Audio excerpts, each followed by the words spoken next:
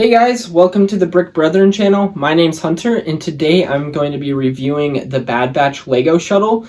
This came out in, I'm pretty sure, 2020 and retailed for $100. They only came out with two Bad Batch ships or LEGO sets. It was this and the Justifier, the Cad Bane one.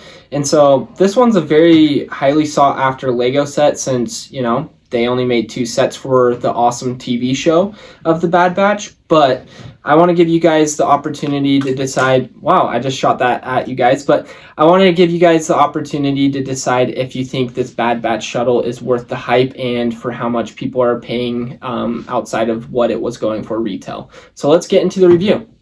Here's an up-close look at what's included in this set.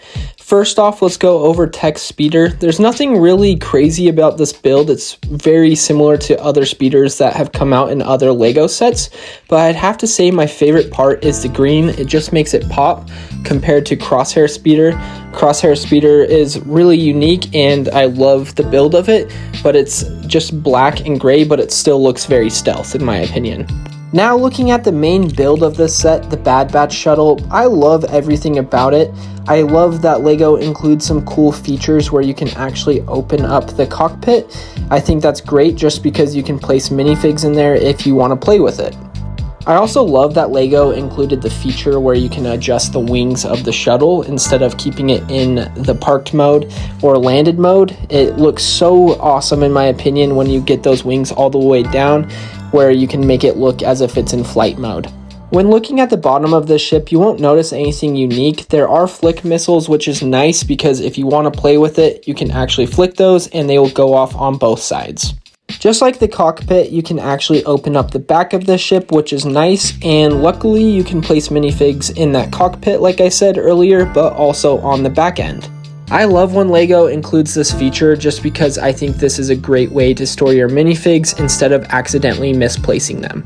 Now looking at our minifigs, first off we've got Echo. This is a great minifig because LEGO included a gray hand instead of a black hand because he actually has one robotic hand. When you take off his helmet, you will notice he also has some cyborg printing on his face and on the backside, which I love because, in case you didn't know, he is part cyborg. Next up, we've got Wrecker, and this minifig is great. I love the printing on his helmet. It just looks insanely well. He also has an armored piece for his shoulders to make him look a little bit bigger. And once you take off his helmet, LEGO did include his one eye that is actually blind. I think that's another great detail. When you look at the backside of him, there's nothing really unique about it. It's just very plain and simple. Next up, we've got Hunter. He's got to be my favorite clone from Bad Batch just because he shares the same name as me, but I love that LEGO included a knife for his accessory. You rarely ever see him use a blaster in the show. I also love that when you take off his helmet, LEGO included his face paint, which looks just immaculate in my opinion. He does come with a dual printed head, so if you want to change his expression, you can definitely do that. Next up, we've got Crosshair, and I feel like LEGO did a great job with this minifig. I love the printing, but that green visor just looks so clean. For his accessory, he's given a blaster, which I think is great because he's known for being the sharpshooter of the team. When you take off his helmet, he does have his normal facial expression where he just looks like he's in a grumpy mood. If you look at the backside of his torso, you will notice some printing there. Here we've got Tech, and this might be the best clone from this team just because of that awesome mold. I love his helmet, and I've never seen LEGO do anything like this before. I also love that LEGO included a backpack, which looks great, and he does come with a blaster, and when you do take off his helmet, you will see that he does come with a dual printed head. And finally, we've got this little droid named Gonki, which isn't really anything special, but I do love that LEGO included this just because we're getting more characters in this build. Alright, since I've given you guys an up-close look at the minifigs and the set, I want to go over my pros and cons for this set. The first pro I want to talk about are the clone troopers, or the minifigs.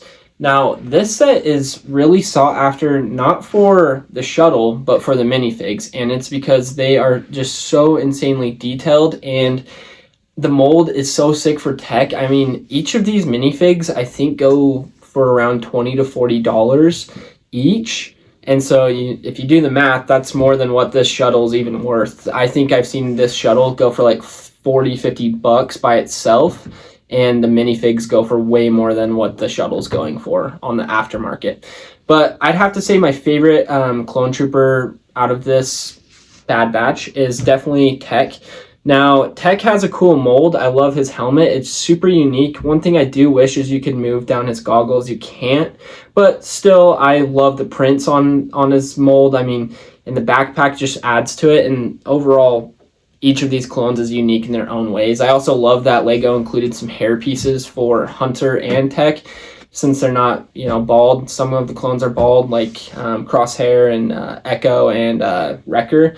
But I mean, I'm just grateful LEGO put in like really good detail for these minifigs to make them actually look as if they do in the TV show.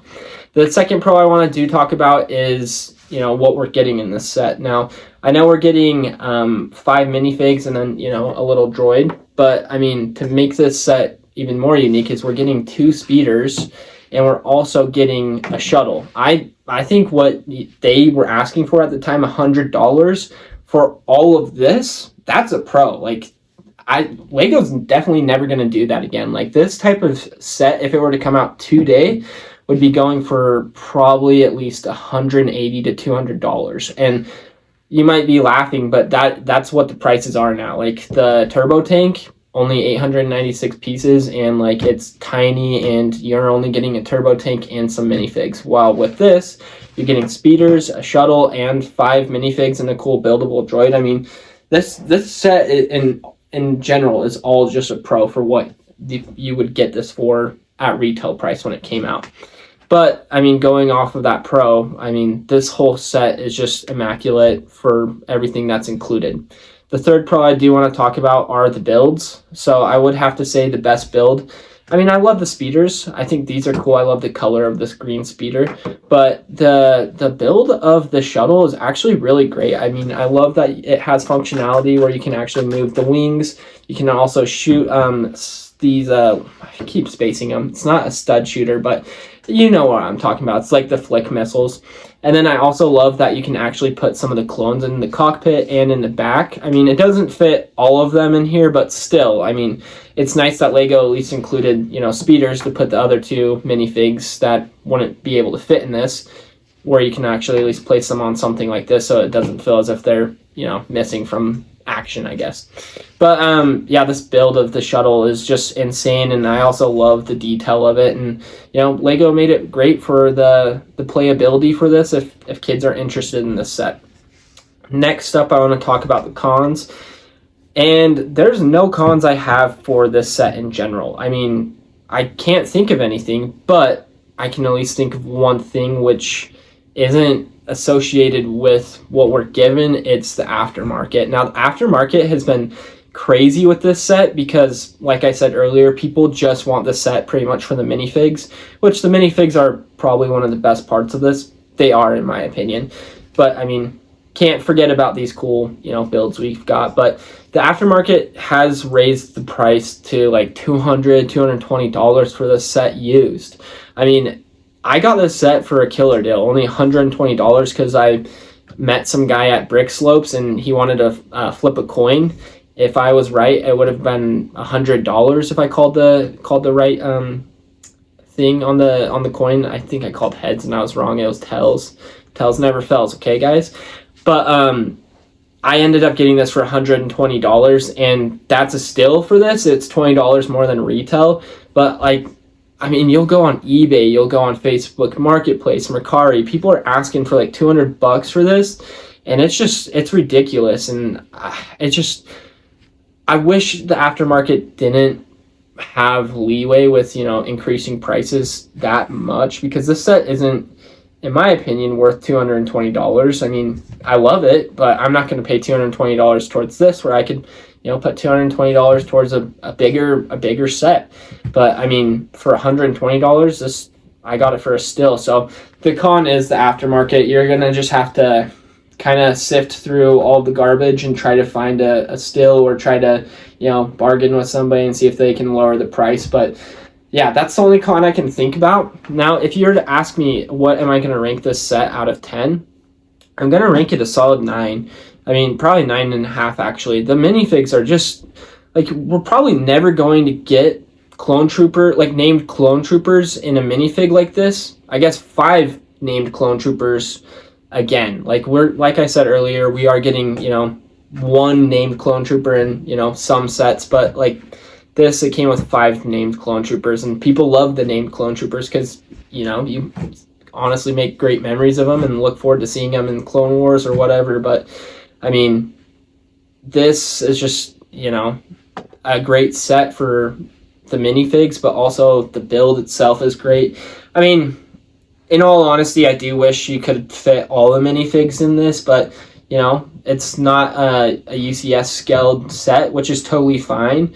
But I mean, you can't ask for every Lego set to be completely accurate on screen because, you know, it's hard to, you know, actually make a minifig scaled set where you can fit every minifig in the ship, but it also is like working with like being accurate, if that makes sense. So that's why I give it a 9.5 out of 10. I mean, you're getting a lot out of this set, and yeah, other than that, I'm interested to hear what your guys' thoughts are. If you guys think this set is worth $120 or even worth $220. Do you guys think this set should get more, I guess, credit, the build? I just shot that at you guys. But do you guys think the build should get more credit besides the minifigs taking the credit?